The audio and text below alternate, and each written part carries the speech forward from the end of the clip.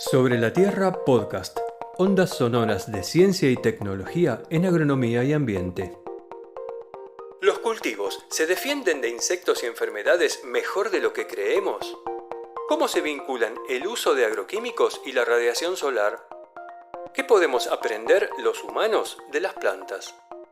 Algunas respuestas y más preguntas en este episodio, el número 31 de Sobre la Tierra Podcast. Las plantas no tienen piernas para escapar de las plagas, ni barbijos para evitar enfermedades, pero sí poseen defensas sofisticadas. Por nuestra parte, los humanos aplicamos millones de litros de agroquímicos a los cultivos para combatir plagas y enfermedades, considerando poco la capacidad de las plantas para defenderse. Carlos Ballaré, profesor de Fisiología Vegetal en la Facultad de Agronomía de la UBA e investigador del CONICET, estudia los mecanismos de defensa de las plantas en los que la radiación solar juega un papel clave.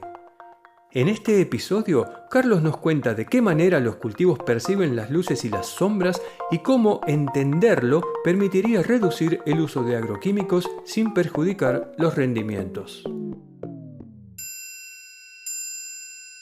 ¿Nos contarías sobre las defensas de las plantas contra plagas y enfermedades?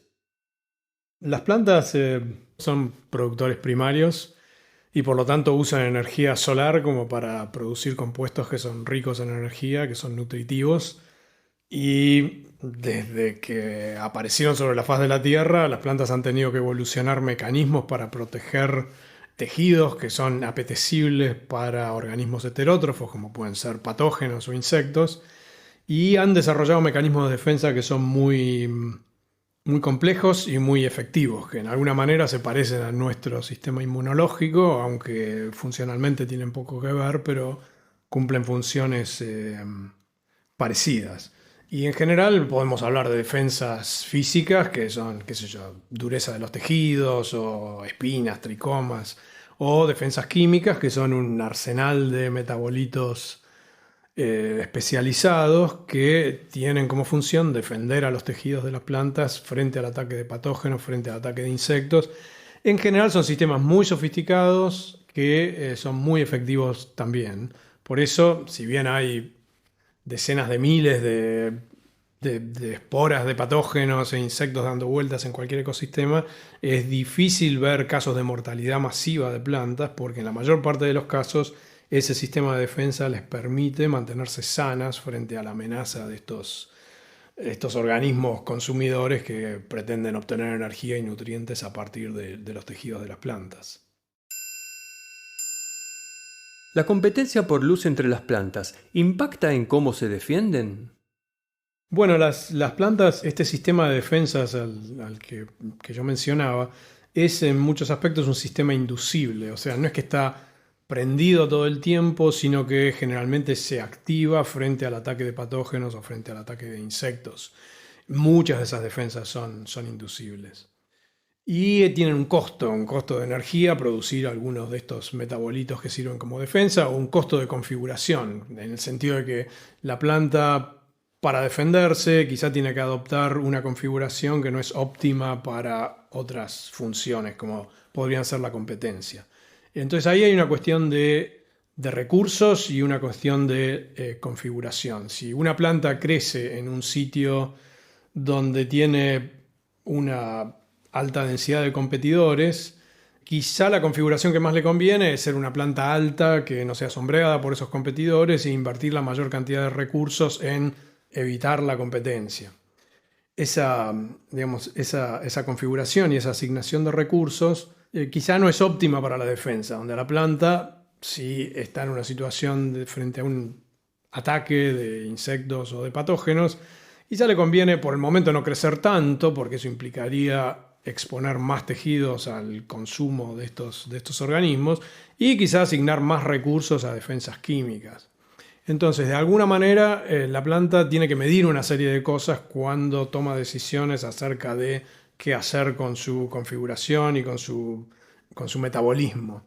Entonces, ciertamente, en general lo que ocurre es que las plantas que están en competencia tienden a asignar menos recursos hacia la defensa o a adoptar configuraciones que, si bien son óptimas para la competencia, por ejemplo, ser altas y con tejidos más delgados, no son óptimas para la defensa. Entonces, claramente tenemos una situación donde, en situación de mucha competencia o en situación de alta densidad, en el caso de los cultivos, eso conspira contra la expresión de un sistema de defensas robusto. Entonces, de alguna manera existe una relación antagónica entre esas dos cosas. ¿Cómo se relaciona la luz con los mecanismos de defensa de las plantas?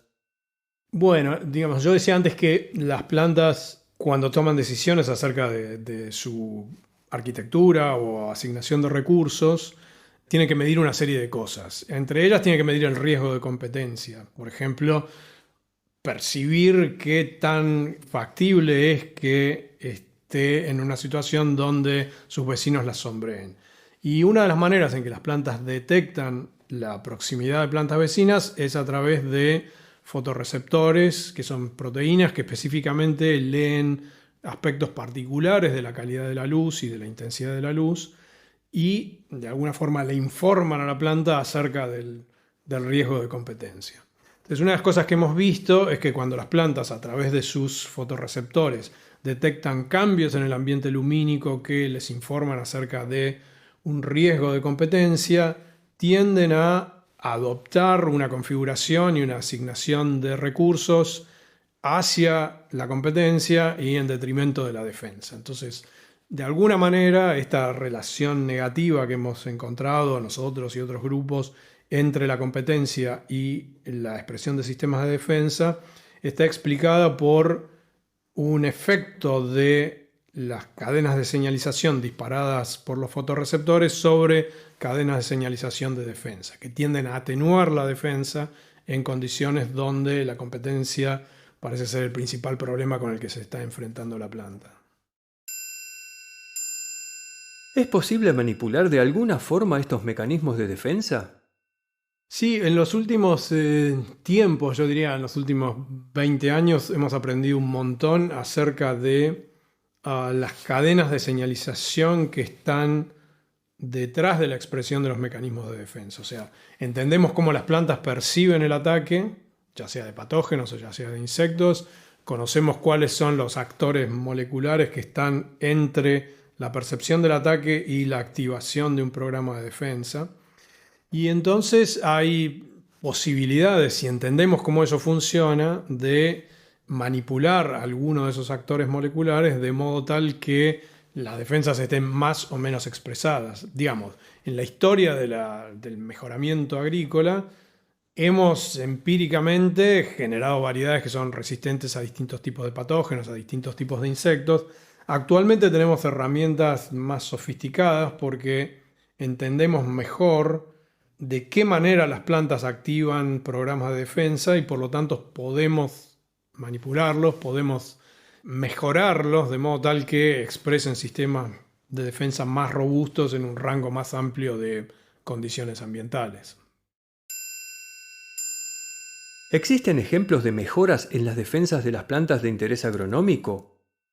Bueno, están estos ejemplos históricos, digamos, de historia del mejoramiento, del mejoramiento tradicional, que hemos seleccionado variedades resistentes a una gran variedad de patógenos en cultivos de interés agrícola, hortícola y demás. Actualmente la agricultura está experimentando una revolución que creo que va de alguna manera a cambiar la manera en que nosotros manejamos el mejoramiento, que tiene que ver con la edición génica y CRISPR-Cas y la mejora en la capacidad de secuenciar, digamos. Buena parte de los estudios básicos acerca de los mecanismos de defensa se hicieron con organismos modelo. Digamos, la típica rata de laboratorio de los biólogos de plantas es Arabidopsis thaliana, que es muy parecida a la colza y bueno, mostaza y otras crucíferas, pero claro, no tiene ningún uso agronómico. En parte, digamos, el hecho de que hayamos hecho los avances básicos en ese organismo es porque tenemos un montón de recursos genéticos, tenemos el genoma secuenciado desde hace más de 20 años. Actualmente, las posibilidades de manipular o editar genomas de especies de interés agrícola ha aumentado de manera enorme debido a estas técnicas de edición génica. Y ya, digamos, en los últimos 2-3 años hay ejemplos concretos de, por ejemplo, variedades de arroz que se han editado de modo tal de ser resistentes a enfermedades causadas por Xanthomonas, es el tizón bacteriano, también cancrosis en cítricos, también oidio en tomate, en fin, hay una serie de ejemplos de los últimos 2 o 3 años de cultivos que han sido editados de modo tal de tornarlos más resistentes a patógenos importantes. Y esa edición en general se basa justamente en el conocimiento que tenemos acerca de los mecanismos de defensa. Es decir, muchas plantas tienen lo que se llaman genes de susceptibilidad, que son genes que los patógenos a lo largo de la evolución han aprendido a manipular para que la planta no active un programa de defensa cuando el patógeno ingresa a la planta. Entonces, si nosotros editamos las secuencias promotoras de esos genes de susceptibilidad en las plantas, hacemos que la planta no responda a los efectores del patógeno que tienden a suprimir la defensa. Y es, digamos, la precisión con que podemos hacer eso es enorme. Y por otro lado, las posibilidades de edición en cultivos están aumentando de manera muy importante, y me parece que eso es una revolución en la agricultura en términos de cómo vamos a hacer mejoramiento, no solamente por cosas como rendimiento, calidad y demás, sino también en particular en resistencia a enfermedades y plagas. ¿Cómo pensás que tus estudios pueden impactar en el uso de agroquímicos y en los rendimientos? Hay dos cosas ahí. Una es una movida general, particularmente en Europa, pero en otras partes del mundo, de tratar de limitar el uso de pesticidas sintéticos y reemplazarlo por otras aproximaciones. No sé, hay cosas de control biológico y también cuestiones que tienen que ver con mejorar, como ya te digo, los sistemas de defensa propios de las plantas que, digamos, evolucionaron para la planta en condiciones ecológicas en las cuales los ancestros de esas plantas crecieron, pero que por ahí no son las mismas que nosotros tenemos en un cultivo. Por ejemplo, si una planta asigna recursos a competencia porque crece en alta densidad, eso probablemente le servía a la planta en su ambiente ancestral, original, pero digamos, para nosotros que cultivamos en altas densidades y que lo que estamos interesados es en el rendimiento comunal, o sea, en el rendimiento de la población, no en el rendimiento del individuo, quizá, digamos, cambiar en la planta ese chip o esa cosa que la hace que cuando percibe la competencia asigne recursos a competencia y disminuya la asignación a defensa, es algo que podríamos hacer. Nosotros, como parte de los estudios que hemos hecho, hemos identificado lo que podríamos llamar genes de susceptibilidad, si vos querés, que son genes que se prenden cuando la planta percibe la competencia y que tienen como resultado atenuar mecanismos de defensa. Si nosotros pudiéramos editar esos genes y editar, por ejemplo, los promotores de esos genes de modo tal que cuando hay una señal de competencia no se activaran, eso permitiría mantener las defensas en niveles altos, aun cuando las plantas crecen en alta densidad. Y eso, digamos, en Arabidopsis lo hemos hecho, o sea, tenemos evidencia que uno podría llamar pruebas de concepto en un organismo modelo.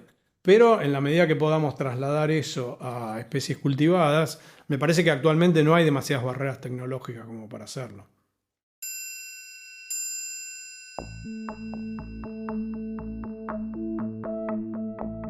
Sobre la Tierra Podcast es una producción de la Facultad de Agronomía de la UBA y lo realizamos Sebastián Tamashiro y Pablo Roset.